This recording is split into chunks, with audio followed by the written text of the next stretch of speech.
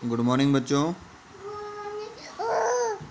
हमारा last topic जो हम कर रहे थे सीड्स से रिलेटेड, या बस सीड्स का टॉपिक दोबारा से बता रहा हूँ। सीड मेनली फर्टिलाइजेशन के बाद बनते हैं। ओवरी जो कन्वर्ट होती है फ्रूट में, और ओव्यूल जो होते हैं वो सीड में कन्वर्ट हो जाती हैं। सीड में क्या पाया जाता है? सीड कोट होती है, आउटर लेयर, कोटिलिडन्स होते हैं और एम्ब्रियो एक्सिस, और उस एम्ब्रियो एक्सिस में पल्म्यूल और रेडिकल भी देखने को मिलते हैं। अगर कई बार जो सीड होता है जो उसमें स्टोरेज फूड रहता है, जैसे कोटिलिडन हो गया, इसमें भी स्टोरेज फूड है। और कई बार सीड में एंडोस्पर्म अगर रह जाए तो उस प्लांट को नाम बोलते हैं एल्बुमिनियस। अगर एंडोस्पर्म ख़त्म हो जाए तो क्या बोलते हैं? Non albuminous. अब कई बारी न्यूसेलस भी रह जाता है, जैसे ब्लैक पेपर और बीट में न्यूसेलस, आउटर कवरिंग जो इंटीग्यूमेंट के नीचे पाई जाती है कुछ सेल, न्यूसेलस, वो भी एक रिजर्व फूड थी। इसको हम क्या नाम बोलते हैं? Perisperm. That is called perisperm बोला जाता है। जो इंटीग्यूमेंट्स ओव्यूल की जो होती है बेटा, धीरे धीरे हार्ड होकर एक प्रोटेक्टिव कवरिंग बना देती है सीड के चारों तरफ, और ये एक स्मॉल पोर, एक छेद होता है सीड कोट में, वहाँ पर नहीं आती, ताकि ऑक्सीजन और पानी की एंट्री के लिए छोड़ दी जाती हैं। एक सीड के अंदर जो 10 से लेकर 15% मॉइस्चर बाय मास ये रिड्यूस हो जाता है, तब जाके ये एम्ब्रियो डीएक्टिवेट हो जाता है। इसे हम बोलते हैं डोरमेंसी स्टेट। डोरमेंसी मतलब सो गया। फिर जैसे ही ओव्यूल मैच्योर होगा सीड में, ओवरी डेवलप होती है फ्रूट में, जैसे हम ये पहले भी हम बता चुके हैं। ओवरी के आउटर लेयर को क्या नाम बोलते हैं? हम पेरिकार्प। ठीक है बेटा, पेरिकार्प वो फ्रूट की आउटर लेयर बन जाती है। अगर हम बात करें फ्रूट के टाइप की, एक तो होता है फॉल्स फ्रूट जो ओवरी से पैदा ना हो, एक होता है ट्रू फ्रूट जो ओवरी से पैदा हो। फॉल्स फ्रूट में आपने एग्जांपल याद रखने हैं, एक तो एप्पल और स्ट्रॉबेरी और कैश्यू, ये थैलेमस से प्रोड्यूस होते हैं बेटा, ये बात ध्यान देना।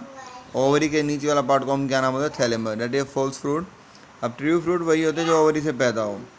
यहाँ पर डायग्राम में ये सब डिटेल में मिलेगी, कोटिलिडन्स, ठीक है। यहाँ पर जो बी डायग्राम है जो है, ये जो है फर्स्ट डायग्राम किसके? सम सीड्स के। और ये एग्जांपल देख लेना, ये मोनोकोट का डायग्राम है, इंपॉर्टेंट है, जो हमारा +1 में भी था। ये एप्पल के हो गए बेटा, एप्पल, और ये हो गया स्ट्रॉबेरी के। स्ट्रॉबेरी का ये वाला थैलेमस से बना हुआ, और एक्ने जो रेड पार्ट है वो एक्ने नाम दिया जाता है, ठीक है। और एप्पल का मीजोकार्प सेंटर में और एंडोकार्प सबसे अंदर, थैलेमस और सीड का पोर्शन है। ये एप्पल के बारे में हो गया। अब एक पार्थिनोकार्पिक फ्रूट पड़े थे, बिना फर्टिलाइजेशन के फ्रूट पैदा होते हैं, जैसे बनाना एक पार्थिनोकार्पिक फ्रूट है, बिना फर्टिलाइजेशन के फ्रूट पैदा होता है, डेट इज कॉल्ड पार्थिनोकार्पिक। ठीक है बेटा, आगे हम बात करते हैं कुछ सीड्स काफ़ी पुराने भी वाइबल मिले हैं, कोई 10,000 साल पुराने, कोई 2,000 साल पुराना। ये पहली वीडियो में आपको एक्सप्लेन कर चुका था, और ये वह रीड कर लेना अपने आप। हमारे दो टॉपिक जो मेन रहते हैं, एक तो एपोमिक्सिस और एक पॉलीएमरोइनी। अब एपोमिक्सिस का मतलब क्या? देखो, कहता है कि प्रोडक्ट ऑफ फर्टिलाइजेशन कुछ फ्लावरिंग प्लांट में एस्टेशिया ग्रासिस फैमिली में मैकेनिज्म तो बना बिना सीड के, to produce seeds without fertilisation. बस सीड बिना सीड के फर्टिलाइजेशन हो गई, मतलब बिना सीड नहीं बने। यहाँ पर फर्टिलाइजेशन है पर सीड नहीं बनते। जैसे बनाना तो हमारा पार्थिनोकार्पिक हो गया ना बेटा, पर यहाँ तो सीड ही, फर्टिलाइजेशन होगी, सीड नहीं बनेंगे। पर ये बात ध्यान देना, ये कुछ एग्जांपल्स हैं, वो एस्टेशिया फैमिली और ग्रासिस फैमिली के रहेंगे।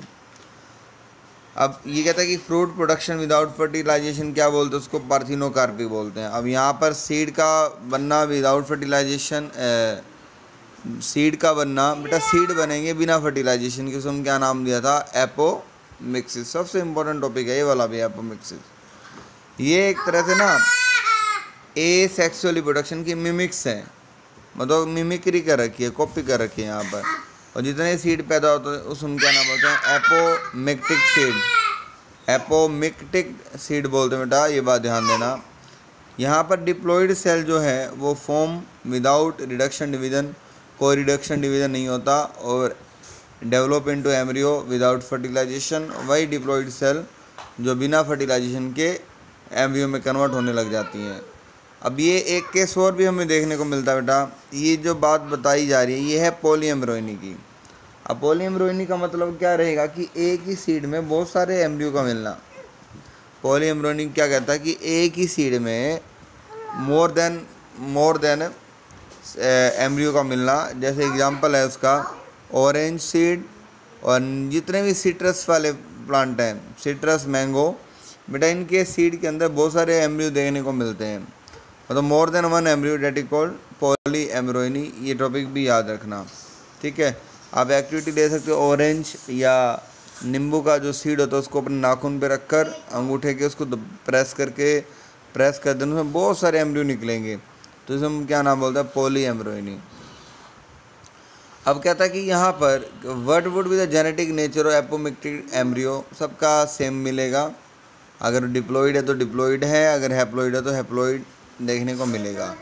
अब लास्ट पैराग्राफ हमें ये बताता है कि hybrid variety of several food and vegetables जो होता है वो कल्टीवेट किए जाते हैं, हाइब्रिड वैरायटी खेतों में। और हाइब्रिड वैरायटी जो है जो ट्रिमेंडस इंक्रीज तो हो रही है प्रोडक्टिविटी, पर यहाँ पर प्रॉब्लम ये है कि हाइब्रिड सीड हर साल हमें बार बार लेने पड़ते हैं या प्रोड्यूस करने पड़ते हैं, और उन हाइब्रिड सीड का जो खर्चा लगातार बढ़ जाता है, और उन हाइब्रिड सीड को मेंटेन करना भी थोड़ा क्या होता है, मुश्किल होता है, क्योंकि हम हाइब्रिड सीड को बार बार बोना पड़ेगा, नए लेकर आने पड़ेंगे। अगर उसी हाइब्रिड सीड को बार बार उसी की जो पैदावार को हम बार बार बोएंगे तो जेनेटिक जो मटेरियल है वो चेंज होता चला जाएगा। अब इस चीज़ से बचने के लिए यहाँ पर एपोमिक्टिड सीड बनाए जाते हैं कि जो किसानों के फ़ायदे के लिए, ताकि खर्चा ना हो, उन्हीं सीड की कॉपी करके हाइब्रिड सीड की दोबारा से किसान को दे दिए जाते हैं और ख़र्चा कम से कम होता है।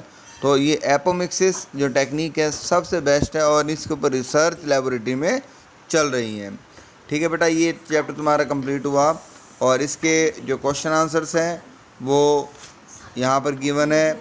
अपने मोबाइल में गूगल के द्वारा नेट से इसको फाइंड आउट करो। मोस्टली क्वेश्चंस बीच में आ चुके हैं, ठीक है। और फिर भी कोई क्वेश्चन ना समझ आए गूगल से या फिर मेरे को मैसेज करके पूछ लेना मेरे से।